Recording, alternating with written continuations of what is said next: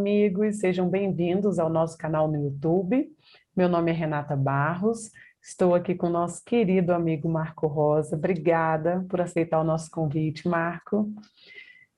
Marco é trabalhador do Centro Espírita Caminho de Luz, né? Nosso primo, e falará hoje sobre dias difíceis. Então, eu farei uma leitura para harmonizarmos o ambiente de uma pequena mensagem do livro Sugestões Oportunas de Torres Pastorino. Respostas. Responder a tudo, a tempo e com precisão, elucida mais do que longas preleções fora de oportunidade. Esclarecer dúvidas é acender luzes em sítios escuros. Evita quedas porque faz ver os tropeços. Quando algo te perguntarem, procura responder certo. Se não tiveres certeza, recolhe-te e ora, e fala só depois. Perguntar é sempre útil, porque de todos temos sempre algo de aprender. Sofrer o peso de uma dúvida, acrescido do peso de uma resposta dúbia ou falsa, provoca o desânimo e talvez a queda. Todo pedido merece ser atendido com carinho, mesmo quando feito sem calma. Nem sempre quem se afoga pode lembrar-te de etiquetas. A caridade consiste em distribuir a todos o mesmo amor. Entretanto, o perturbado, que não consegue entender, precisa de uma dose maior de entendimento. Então, gostaríamos de agradecer a Deus, a Jesus, a oportunidade na noite de hoje, de ouvirmos a palestra do nosso irmão sobre dias difíceis, que possamos receber as bênçãos dos irmãos do plano espiritual, que possam iluminar todo o nosso planeta nesses dias que enfrentamos de conflitos, de dor, de sofrimento, e que Jesus nos abençoe, abençoe essas pessoas, relembrando-os do compromisso com o amor, com a caridade e com nossa evolução e aprimoramento moral. Que assim seja. A palavra é toda sua, Marco. Obrigado, Renata. Obrigado pelo convite. A oportunidade de trabalho para nós é sempre importante, né?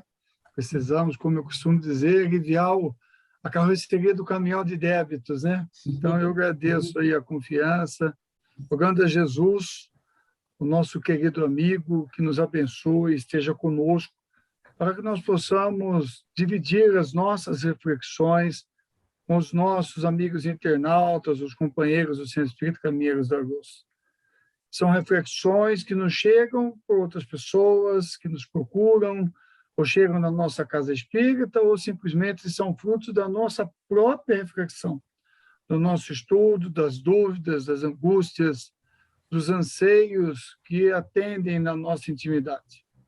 Então, é preciso a gente ir começando a refletir, lembrando que aqui nesta casa mesmo, uma palestra que eu fiz, eu trouxe à baila a importância dos espíritas atentarem para um texto do livro Obra Póstumas de Allan Kardec, cujo título do texto é Regeneração da Humanidade. Naquela ocasião, eu quis destacar a importância do texto, que já previa, naquela época, no século XIX, Kardec já previu eventos que agora estão ocorrendo, e dizia que aquilo fazia parte da regeneração da humanidade, e ele discorre sobre os passos que nós deveríamos traçar para que nós pudéssemos passar por esse processo de regeneração da humanidade. Mas, ainda assim, o tempo parece que demora, né? Porque esse texto foi escrito em 1867, 2 anos antes do Allan Kardec desencarnar, e de lá para cá, para nós, na nossa angústia de terreno, de terráqueo, a nossa angústia de encarnado na esfera da consciência, emboscado na carne, o tempo demora. Então, quando nós olhamos para trás, nossa, mas já passou muito mais de 100 anos, quase 150 anos, e ainda não aconteceu nada. Então, marcado por essa dicotomia, o espírita balança. E nós temos visto muitos espíritos até mesmo perdendo um pouco da fé, da confiança, da crença naquilo que nós temos lido e nós temos estudado. E aí as pessoas perguntam, quando será realmente a transição? Quando que vai realmente acontecer? Quando ocorrerão os eventos anunciados? E sem medo nenhum de errar, eu diria, já estão ocorrendo. Na verdade, a transição já está no fim. E as pessoas, não, mas eu estou esperando. Recentemente, uma senhora me disse, imagina, não aconteceu nada ainda. Eu falei, olha, talvez o seu olhar não esteja abarcando o mundo, mas eu relato para a senhora aqui uma gama de eventos que mostram que a transição já está ocorrendo. E eu diria, olha, nós temos a guerra do Iêmen, que está ocorrendo agora, uma guerra de muita carnificina e que pouco é falado, mas ela está ocorrendo na Península Arábica. Nós temos o conflito da Síria, que não acabou ainda.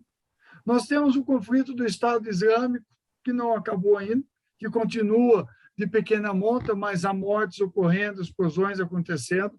Nós temos a terrível queda do Afeganistão, que caiu nas mãos do Talibã, infringindo as pessoas. Eu li isso, hoje é quinta, na terça-feira, 95% da população do Afeganistão, nós estamos falando de milhões de pessoas, estão passando fome e frio, porque não tem calefação, não tem água quente, não tem água encanada. São milhões de pessoas que hoje estão passando frio, fome, sede, crianças morrendo, e as mulheres uma condição extremamente retrógrada, submetidas a posturas de muitos séculos atrás, num retrocesso impressionante para os dias atuais. Se isso aí não é transição, eu não sei mais o que é transição. Mas eu vou avançar um pouquinho mais. Aí nós temos enchentes pavorosas em diversos países do mundo. Nós temos incêndios, né, derrubando florestas, assaltando cidades, particularmente nos Estados Unidos, na Austrália, na Nova Zelândia. Nós temos vulcão nas Ilhas Canárias que destruiu uma cidade. As pessoas, mas destruiu uma cidade. O vulcão entrou em erupção e como o Vesúvio, talvez um pouco menos de intensidade que o Vesúvio, ele expulsou as pessoas das casas, comeu as casas, destruiu a cidade. Então, nós temos vulcão, enchente, nevascas tremendas que estão ocorrendo agora. Poxa vida, nós temos Petrópolis. Petrópolis agora aqui, por de repente, uma cabeça d'água em cima de Petrópolis, é a tragédia que nós estamos assistindo em Serra Dolorosa. Nós temos Brumadinho e as barragens de Minas que levaram à destruição de cidade, de área rural, vidas que foram ceifadas, tudo isso porque a Terra está reagindo. Só a Terra? Não, faz parte de um processo, né? Nós temos tornados que estão atingindo tudo. Nós temos a política horrorosa no mundo inteiro, aqui no Brasil, política amada por espíritos extremamente horripilantes, espíritos inferiores que estão tomando de assalto os estados como um todo, no mundo todo, para não ficar só no Brasil, e que não levam a população ao estado de paz e de tranquilidade que a população almeja. Eu não sei, eu posso estar equivocado, mas eu acho que você há de convir comigo que isso tudo é uma transição, é uma dor. E por que as pessoas têm cuidado de enxergar isso? Só eu estou enxergando? Não, sou uma pessoa comum, não é isso. É que talvez grande parte das pessoas optem por fugir de encarar a realidade, que está doendo. Nós estamos vendo gerações de jovens, eu sou mais velho, estou aí beirando os 60, então eu sei o que eu estou falando, porque eu estou vendo jovens que estão com a sua educação deficiente, nós temos visto profissionais com formação deficiente, nós temos visto um retrocesso em todo o mundo, em várias áreas. Nós estamos avançando muito em poucas áreas e que nós não nos afetam diretamente, e estamos avançando um pouco em áreas que nos afetam muito. Isso tudo é um sofrimento, mas as pessoas preferem não ver, vão vivendo o dia, mas aí ocorre a fuga, porque a dor existe, a reflexão existe dentro de mim. Eu estou sendo impactado por tudo isso, porque são gerações que estão perdendo a esperança, a crença no futuro. E então, eu ser impactado, eu acabo fugindo. Fugindo para onde? O álcool. Aí nós temos esse grande número de pessoas que se tornaram alcoolistas, pessoas que estão consumindo álcool, pessoas levando o álcool para dentro de casa, é uma droga perigosíssima, né, que destrava no espírito, inclusive, que destrava no espírito os seus vícios do passado e abre a porta para os outros. Nós vemos o uso pelos jovens da maconha, da pílula, da rave, da parada, do êxtase na parada. A parada é o espaço onde tudo ocorre, tudo pode. E essa parada ocorre no final de semana direto. Então, tudo pode. Tudo daquele espaço está permitido. Então, tudo isso é fuga dessas pessoas, desses espíritos com medo da dor. De olhar para a dor e dizer, caramba, está doendo. Puxa vida, eu estou sofrendo, porque eu estou na transição. Então, eu identifico que esses eventos vão me afetando. E agora, para piorar, né? E agora, para nós ficarmos pior ainda, nós temos a pandemia, que veio, evidentemente, para despertar a humanidade. Ó, tem algo mais ali. O meu reino não é deste mundo. Tem uma coisinha a mais ali. Vamos prestar atenção.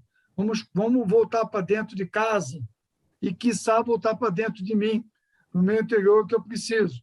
Evidente que, para os que estão numa situação da vida mais confortável, já chegaram num ponto, é mais fácil. Para os mais jovens, estão construindo sua vida, têm filho, é mais difícil. Mas nós precisamos ir para dentro. Então, a pandemia jogou todo mundo para dentro, para o reencontro consigo, com a sua família, com a esposa, com os filhos, tendo que questionar valores, posturas, limitou determinadas condutas de saídas, muitas vezes para a traição, para a infidelidade, para outras coisas que estavam afetando. Né? Então, colocou as pessoas para dentro de casa para ver se elas olhassem um pouco mais para si.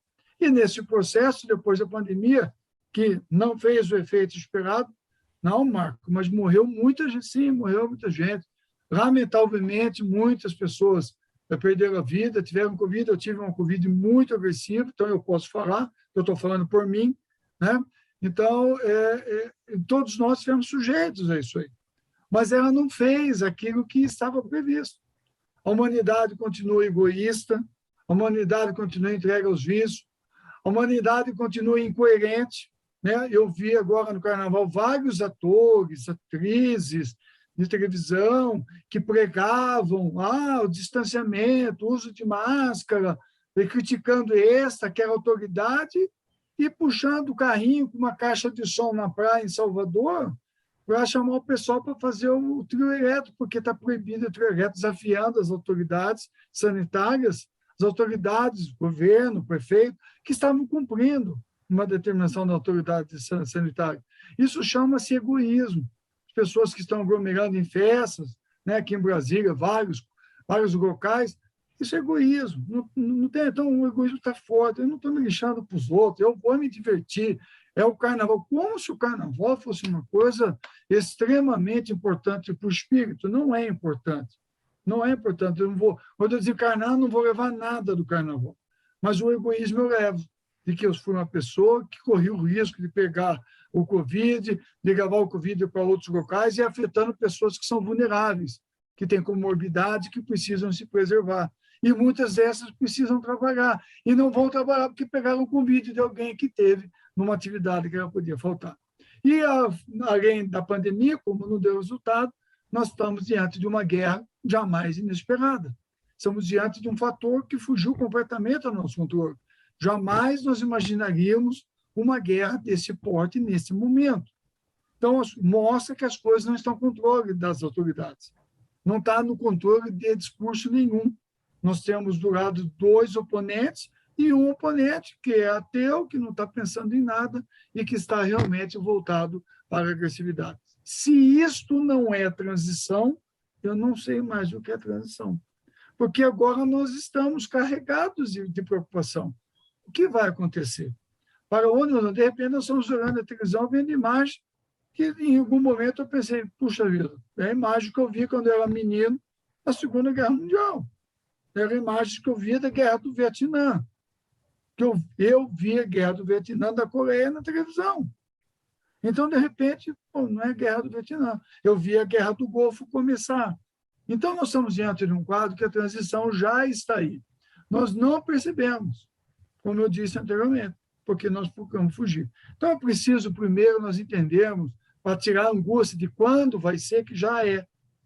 O Espírito Bezerra Menezes disse 2 vezes nos últimos tempos, por 2 mensagens para o Divaldo Franco, ele diz claramente, já estamos na aurora dos novos tempos. O que é a aurora? A aurora das 4 da manhã em diante. Nós já estamos chegando no amanhecer do dia. Eu vi ontem um vídeo de 4 minutos do Divaldo dizendo, chegou a hora. Chegou a hora. Então, nós estamos diante de um tempo de transição, onde, evidentemente, a seleção vai acontecer, vários fatores irão ocorrer. O pior e o que me preocupa, por que os espíritas ficam angustiados? Porque procuram a resposta por tudo quanto é lugar. Em jornalista, em nisso, naquilo. Menos em Allan Kardec.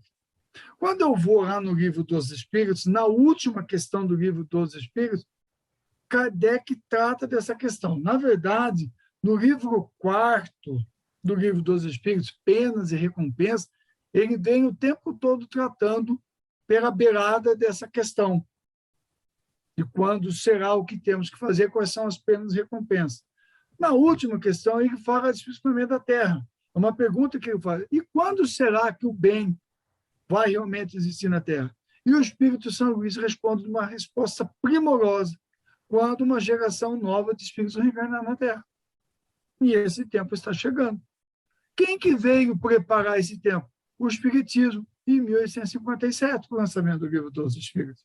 Então, já estamos no final desse tempo, com a encarnação de uma geração nova. E ele vai, pela resposta dentro, trazendo tudo isso para nós, nos chamando para a nossa mudança interior, alertando que nós somos os espíritos da 10ª hora, Salvador da última hora, nós estamos preparando o terreno mais difícil para os espíritos que estão reencarnando. São milhares de espíritos, essa informação já veio do plano espiritual, provenientes de planetas mais evoluídos, que estão reencarnando na Terra.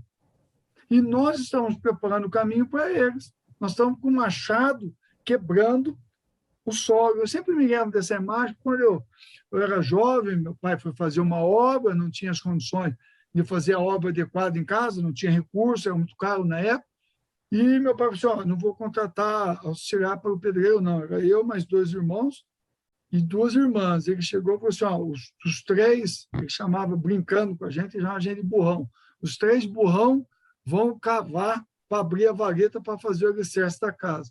E as 2 aí, vão levar água para os 3 burrão para eles continuarem trabalhando. Então, toda vez que eu vejo desse arrotear o solo, eu lembro de eu com a picareta quebrando o solo da casa do meu pai para fazer o buraco, para abrir, para fazer o alicerce da casa da minha mãe.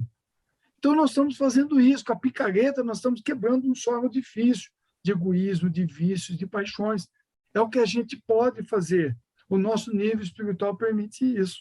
Mas se a gente fizer com carinho, com dedicação, a gente vai conseguir deixar um bom resultado, vai preparar o alicerce para esses espíritos que realmente estão vindo. E lá nessa resposta, o Espírito São Luís aborda essa questão. E mais, eu já citei Obras Póstumas, eu já citei o Livro dos Espíritos, e mais, lá em A Gênese, no capítulo 18, Kardec trata disso. Lá no final do livro A Gênese, como é que é o título desse capítulo? Sinais dos Tempos, a Geração Nova. Aí eu fui olhar esse capítulo de novo e acabei lendo o capítulo inteiro. Por quê? Porque ele vem descrevendo tudo o que vai ocorrer, que está acontecendo. Haveriam aqueles espíritos que usariam da guerra para deter a marcha do progresso. Ele escreveu isso. Quem é esse espírito? Eu preciso dizer o nome dele aqui? Não preciso dizer.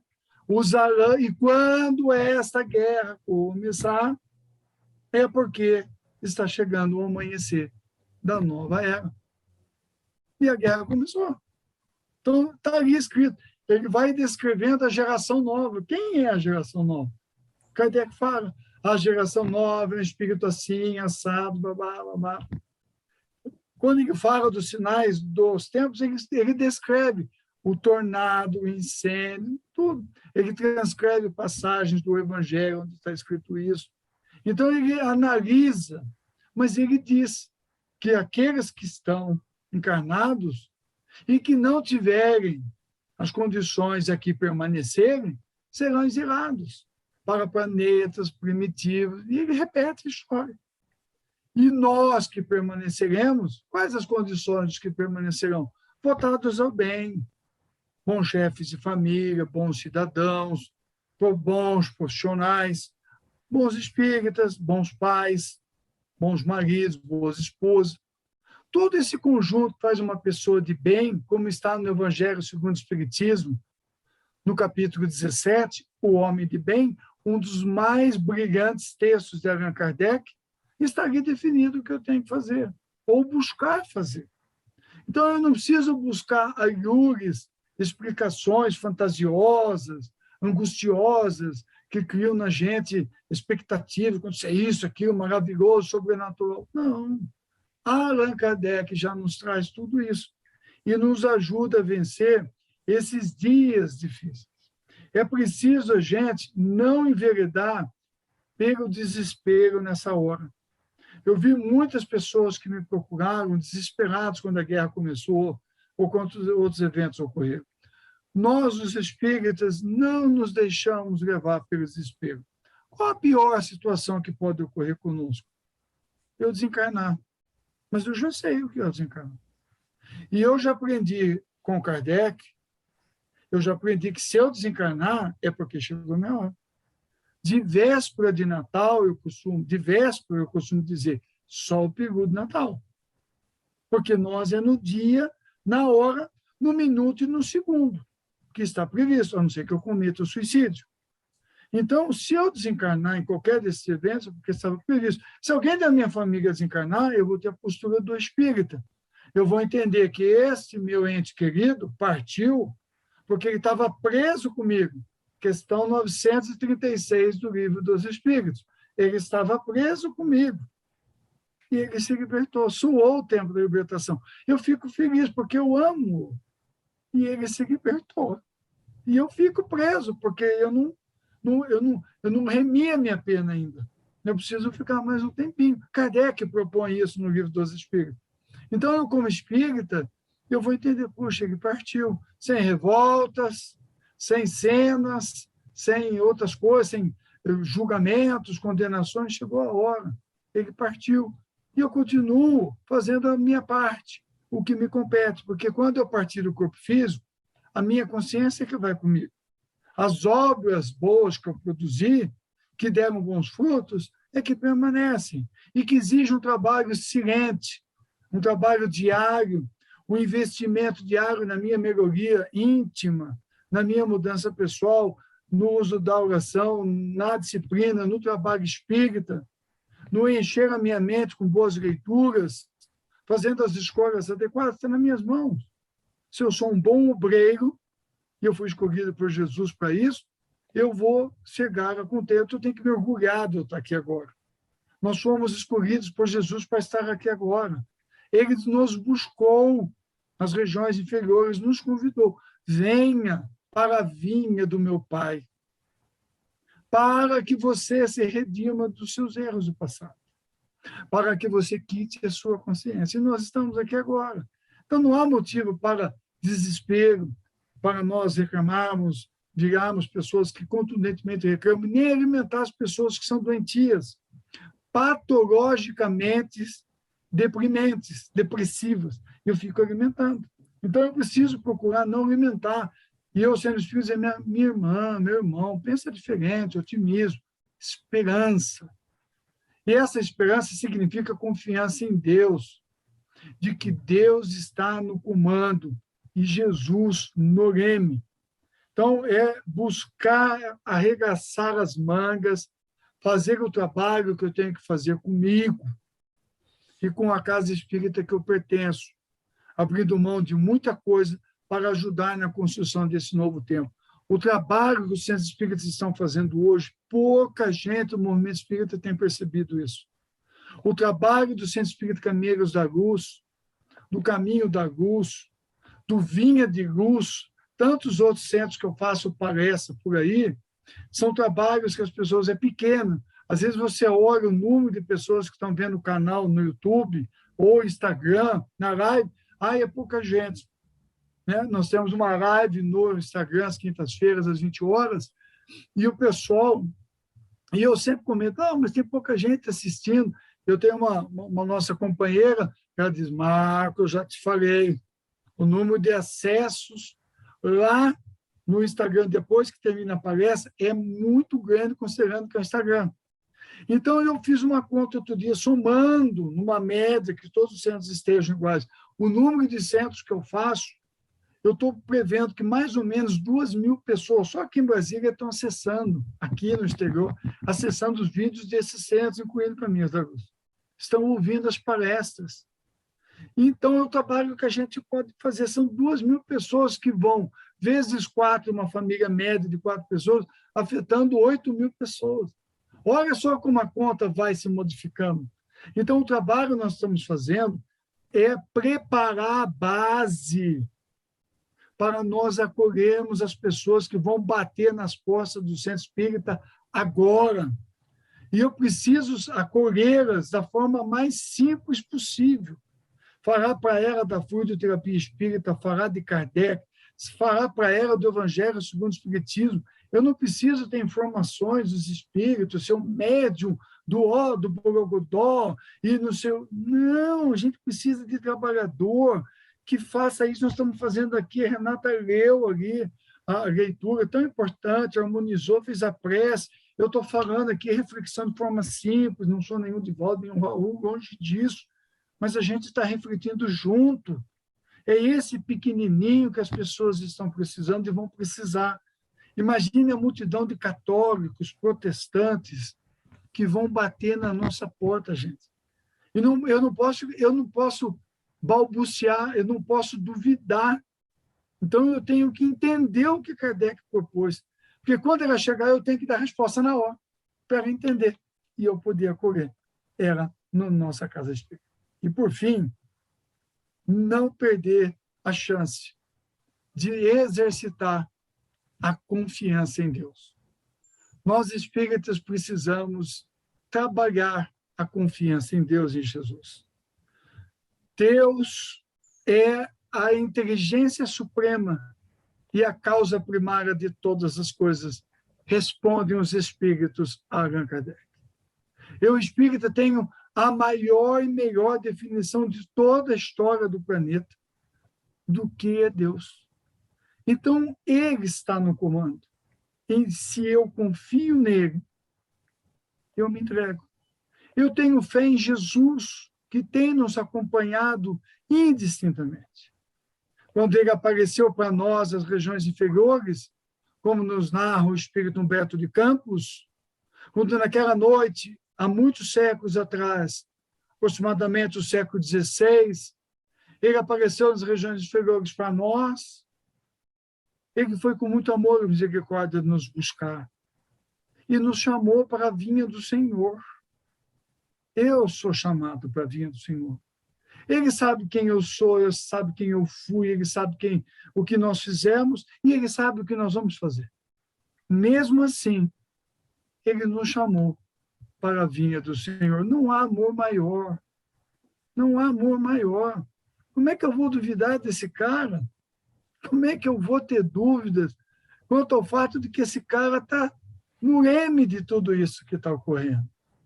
Então, eu, espírita, com essa fé raciocinada, sabendo da vida após a morte, sabendo das coroas espirituais, tudo isso que eu tenho, o Evangelho de Jesus interpretado à luz do Espiritismo, dos princípios de Espíritos que enobrece a minha alma, que fala ao meu coração, eu não posso ter dúvida.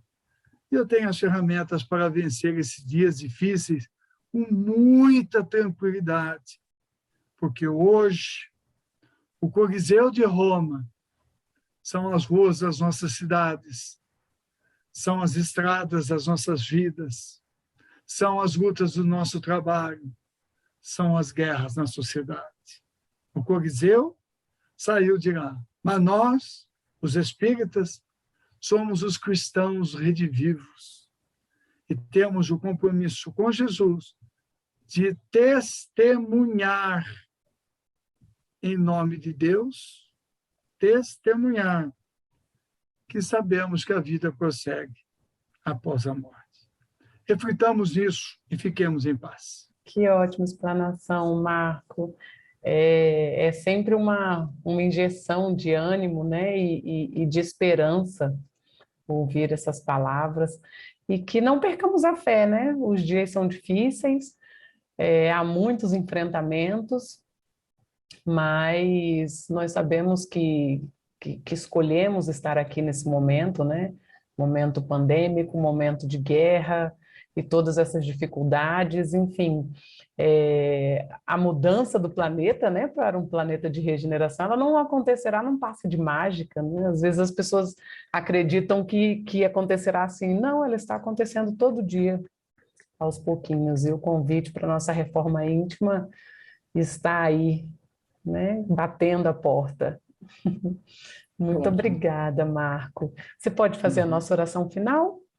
Vamos lá, vamos aproveitar o embalo, o envolvimento dos nossos benfeitores espirituais, para nós agradecermos a Ti, Senhor Deus, nosso Pai, pelo dia que nós tivemos, pelos dias que estamos tendo, pelas lutas, pelas lágrimas, pelas dores, por tudo que o Seu amor incondicional tem nos concedido. Mas tem nos concedido também a alegria de viver na Terra neste momento, de estarmos nas lutas, a caminho do encontro contigo, Pai, e ainda mais nos ofertando a grandeza e a beleza poética do Espiritismo, que canta em nossas almas a sua palavra, Senhor, nos convocando ao trabalho e ao crescimento. Muito obrigado, Pai, pelo trabalho de hoje, pelo ensejo de nós podermos refletir sobre os seus ensinamentos, por contarmos com a presença dos seus emissários. E ao nos despedirmos, se conosco, Pai, na nossa luta, na nossa caminhada. Abençoe os nossos projetos, os nossos propósitos. Ilumine os nossos passos, Senhor, de nossas vidas, agora e para todos sempre, que assim seja. Que assim seja.